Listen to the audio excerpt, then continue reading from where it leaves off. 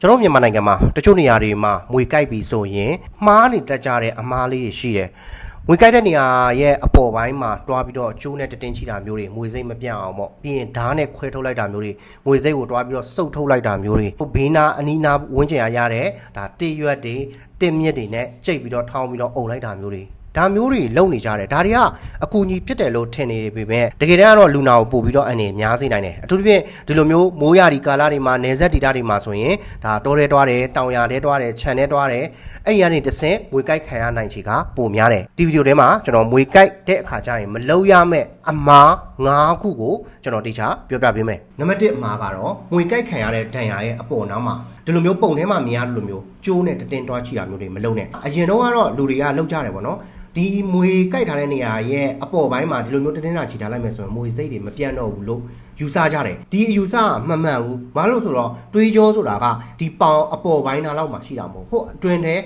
အယိုးပထဲဘက်ကနေပြီးတော့လေတွားနေတဲ့တွေးကြောတွေအများကြီးပဲအဲ့တော့ကျွန်တော်တို့ကဒီလိုလှုပ်ထားလိုက်ခြင်းအပြင်မွေစိတ်မပြတ်အောင်ထိန်းတာမျိုးတွေမလုပ်နိုင်ပဲနဲ့ဘာဖြစ်သွားနိုင်လဲဆိုတော့ဒီအောက်ပိုင်းမှာရှိတဲ့အသားတွေကပုတ်သွားတတ်တယ်အခက်မတင်ဒီကျိုးကိုဖြီလိုက်တာနဲ့ကြောက်ကက်ကိုတွားပြီးတော့ထိပြီးတော့ကြောက်ကက်ချက်ချင်းပြတ်သွားတာမျိုးတွေဖြစ်တတ်တယ်ပြီးတော့လည်းမွေစိတ်ကလည်းပြန့်စရာရှိတာတော့ပြန့်နေမှာပဲကျိုးနဲ့တင်းချီတာမျိုးတွေလုံးဝမလုံမိစေနဲ့နောက်အမားနံပါတ်2ကဓာတ်နဲ့တွားခွဲတာမျိုးတွေဒီလိုမျိုးမွေကြိုက်သွားတဲ့ဒဏ်ရာကိုဓာတ်ကိုမိခင်ပြီးတော့ပဲခွဲဘလို့ပဲခွဲဓာတ်နဲ့တွားခွဲလိုက်တာကမွေစိတ်မထွက်သွားပါဘူးမွေစိတ်ကကျွန်တော်ကြိုက်ပြီးဆိုတာနဲ့သူ့ရဲ့တွေးကြောအတွင်းပိုင်းနေရန်အထိအောင်ရောက်ပြီးတော့တကူလုံးကိုပြန့်သွားနိုင်တာကျွန်တော်တို့ကဓာတ်နဲ့တွားခွဲလိုက်မယ်ဆိုရင်နောက်ထပ်ထပ်ပြီးတော့တခြားယောဂပိုးတွေဝင်လာနိုင်တယ်ဘက်တီးရီးယားပိုးတွေဝင်လာနိုင်တယ်မွေစိတ်ပြန့်တာမျိုးတွေကိုလည်းတွားပြီးတော့တားနိုင်မှာမဟုတ်ဘူးပြီးတော့ဒီမွေစိတ်တွေကိုတွားပြီးတော့စုပ်ထုတ်တာမျိုးတွေမလုပ်ပါနဲ့စုပ်ထုတ်လိုက်တဲ့လူတွေစီကိုလည်းဒါမွေစိတ်ကရောက်သွားနိုင်တယ်လို့ဒီအဆုတ်ခံရတဲ့သူရဲ့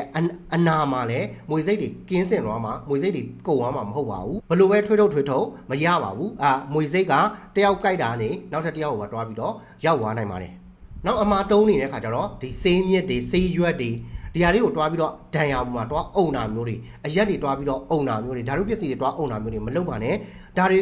ဘာမှထိရောက်မှုမရှိပါဘူးအခက်မတင်မေးခိုင်ပိုးတွေတော့ဝင်ပြီးတော့ဒီအန်နီရဖြစ်သွားနိုင်ပါတယ်နောက်အမားနံပါတ်4ကတော့လူနာကိုလှုပ်ရှားမလုပ်ပါစေနဲ့မွေကြိုက်ခံရတဲ့ဒီဒဏ်ရာကိုတွားပြီးတော့ကြက်ထုတ်တွေစီးပြီးတော့ဒါလမ်းလျှောက်သွားတယ်ဆိုရင်အဲ့ဒီမွေစိတ်ကအလွယ်တကူပဲခန္ဓာကိုယ်တစ်ခုလုံးပြန့်သွားနိုင်ပါတယ်နောက်အမှားနံပါတ်5ကတော့မွေကိုမဖြစ်မနေတွားပြီးတော့ဖမ်းဖို့မကြိုးစားပါနဲ့တချို့တွေထင်တာကကိုယ့်ကိုကြိုက်သွားတဲ့လူနာကိုကြိုက်သွားတဲ့မွေကိုတိမပဲမွေစိတ်ဖြည့်စေးပေးလို့ရတယ်လို့ယူဆနေကြတယ်ထင်နေတတ်ကြတယ်ဒါကတကယ်တော့မမှန်ပါဘူးကျွန်တော်ဆေးရုံရောက်တဲ့ခါကျရင်မွေအမျိုးအစားမတိရဘူးဆိုရင်တောင်မှကျွန်တော်တို့ဆေးရုံမှာစစ်ဆေးလို့ရတဲ့အပိုင်းတွေရှိပါပြီအဲ့ဒီခါကျလည်းဒါလူနာအတွက်လိုအပ်တဲ့စစ်ဆေးမှုတွေကိုလုပ်ပြီးတော့မွေစိတ်ဖြည့်ဆေးကိုထိုးပေးလို့ရပါတယ်အဲ့တော့ကျွန်တော်တို့ကမွေကြိုက်ရင်ဘာလုပ်ရမလဲပေါ့နော်အရင်ဆုံးလူနာကိုစိတ်အေးထားခိုင်းမယ်ပြီးတော့ကြိုက်ခံရတဲ့ခြေလက်တွေကိုမလှုပ်ရှားအောင်တွားပြီးတော့ထားမယ်ဒီလက်စွပ်တွေလက်ကောက်တွေခြေချင်းဝက်တွေမှာဒါတင်းကျပ်စရာတွေရှိမှာပေါ့နော်အဲ့တော့နိုင်တွေရှိမယ်အင်ကြီးကြက်ကြီးတွေရှိတယ်ဆိုရင်အဲ့ဒါတွေကိုဖြေလျှော့ထားဖို့လိုတယ်ပြီးရင်အနာကိုတွားပြီးတော့မခွဲပါနဲ့အစိတ်တွေတွားပြီးတော့မဆုပ်ထုတ်ပါနဲ့ပြီးရင်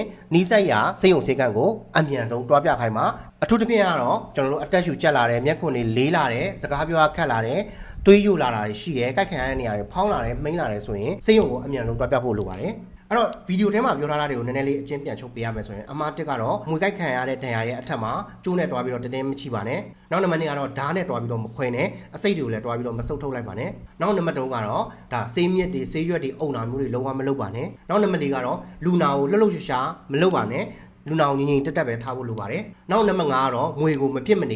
ေဖမ်းဖို့မကြိုးစားပါနဲ့အကယ်၍မွေကတိတ်သွားတယ်ရိုက်လိုက်တော့ဘယ်မှမတွားနိုင်ဘူးဆိုရင်တော့တမျိုးပေါ့နော်ဒါပေမဲ့မွေကိုလိုက်ရှာပြီးတော့နင်းကမရမကဖမ်းတာမျိုးတွေလုံးဝမလုပ်ပါနဲ့အဲ့ဒါမျိုးဆိုရင်နောက်လူကိုတွားပြီးတော့ကြိုက်လိုက်မိတာမျိုးတွေဖြစ်လာနိုင်ပါတယ်အဲ့တော့ဗီဒီယိုဒီကြည့်ပြီးတဲ့အတွက်ကြောင့်မလို့ကျေးဇူးတင်ပါတယ်ကျွန်တော်ဆက်ပြီးတော့ကျမရဲ့ video တွေမျှဝေပေးမှာဖြစ်တဲ့အတွက်ကြောင့်မလို့ကျွန်တော် channel ကို like subscribe လုပ်ထားပေးပါဒီဗီဒီယိုလေးကိုလည်း channel တွေတိအောင် share ပေးပါဦးအဆက်ဆက်ရရအဆင်ပြေပေးကြပါစေမင်္ဂလာရှိတော်နေ့လေးဖြစ်ပါစေ